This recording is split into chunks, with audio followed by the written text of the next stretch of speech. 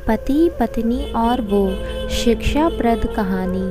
पति अभी नहा ही रहा था कि तभी फ़ोन पर मैसेज टोन बजी। पत्नी मोबाइल के पास में ही खड़ी थी। उसका ध्यान फ़ोन की तरफ गया। उसने सहज ही फ़ोन उठाकर मैसेज पढ़ा। हाय, गुड मॉर्निंग डियर। किसी बेबी का मैसेज था। पत्नी सोच में पड़ जाती है कि अब यह बेबी कौन है। तब तक पति भी नहाकर बाहर आ चुका था। पत्नी उसे किसी बेबी का मैसेज आया है बताती है। पति मुस्कुरा देता है, फ़ोन उठाकर उस मैसेज का रिप्लाई करता है, hi baby, how are you, और अपने काम में लग जाता है। इस रिप्लाई को भी पढ़ती है। अब हर पल पत्नी के दिमाग में यही विचार कौंधता रहता है कि यह बेबी कौन है। शाम को पति घर आता है। पत्नी उससे पूछती है, यह बेबी कौन है। पति जवाब में सिर्फ मुस्कुरा देता है और फिर अपने काम में लग जाता है। 2-3 दिन बीत जाते हैं। उन विचारों ने अभी तक पत्नी का पीछा नहीं छोड़ा था और फिर से पति के मोबाइल पर फिर एक बार बेबी का मैसेज आता है, आज तो मिलोगे कि नहीं, तुम्हारी बहुत याद आ रही है। इस मैसेज ने आग में घी का काम किया। पत्नी का शक और भी ज़्यादा पक्का हो गया। बीच बीच में ऐसे मैसेजेस का आदान प्रदान होता रहा और पत्नी के मन में शक की जड़ें और गहरी होती गईं। पति पूछने पर भी जवाब में सिर्फ मुस्कुराहट के अलावा और कुछ नहीं कहता। यह शक गुस्सा बनकर तब ज्वालामुखी की तरह फट पड़ता है जब एक दिन उसे अपने पति की जेब में सिनेमा की 2 टिकट मिलती हैं। पत्नी अपने पति से बहुत झगड़ती है। पति उसे समझाने की कोशिश करता है लेकिन वह कोई भी बात सुनने को तैयार नहीं होती है। पति को भी उस पर गुस्सा आ जाता है और यह झगड़ा और भी ज़्यादा बढ़ जाता है। गुस्से में पति घर से बाहर निकल जाता है। पत्नी का गुस्सा पति से कई गुना ज़्यादा है। तुरंत वो अपना सारा सामान पैक करती है। एक चिट्ठी लिखती है कि मैं मायके जा रही हूँ हमेशा के लिए, और वह पति को छोड़कर चली जाती है। गुस्सा शांत होने पर जब पति घर आता है तो चिट्ठी पढ़कर उसके होश उड़ जाते हैं। 10 दिन बीत जाते हैं और गांव के उस घर पर डोरबेल बजती है जहां पत्नी रहने चली गई है। पत्नी दरवाज़ा खोलती है। दरवाजे पर 10 साल की एक छोटी बच्ची हाथों में चिट्ठी लिए खड़ी है। वह पत्नी को वह चिट्ठी देती है। बच्ची से वह चिट्ठी लेकर पत्नी चिट्ठी खोलकर पढ़ती है, डियर वाइफ, जिस बेबी की वजह से हम दोनों में इतने झगड़े हुए और तुम हमारा घर छोड़कर यहाँ चली आई, यह बच्ची जो अभी तुम्हारे सामने खड़ी है वह वही बेबी है।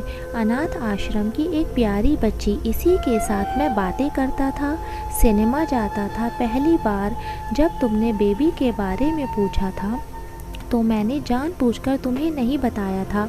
सोचा था थोड़ा मजाक करता हूँ, देखता हूँ तुम कैसे रिएक्ट करती हो, लेकिन मैंने यह कभी नहीं सोचा था कि तुम्हारा शक इतना बढ़ जाएगा कि तुम घर ही छोड़ दोगी। हाँ, सबसे ज़रूरी बात तो यह है, यह वही बेबी है जो किसी और की नहीं बल्कि तुम्हारी ही बेटी है। रुको, अपने आप को संभालो और आगे की बात ध्यान से पढ़ो। हमारी शादी के 2 साल पहले की यह बात है। तुम अपने कॉलेज के लास्ट ईयर में थी।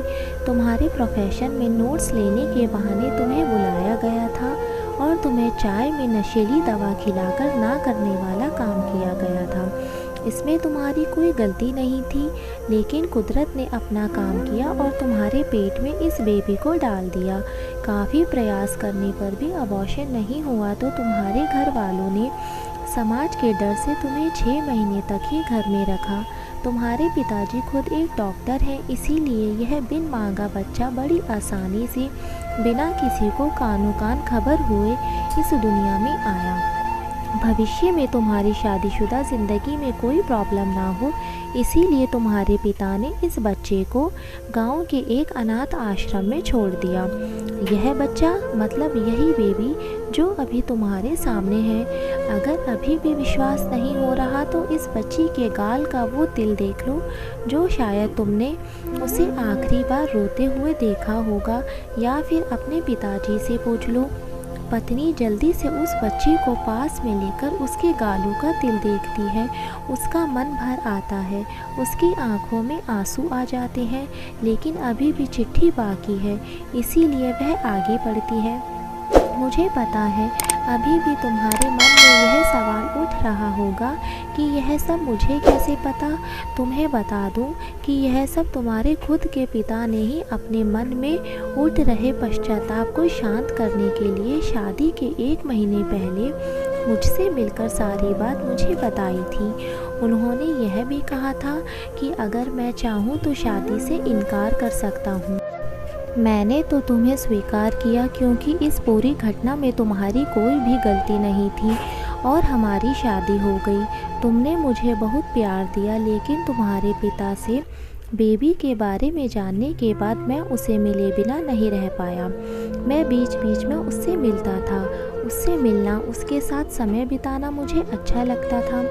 कितनी प्यारी बच्ची, बिना किसी गलती के क्यों सज़ा भुगते।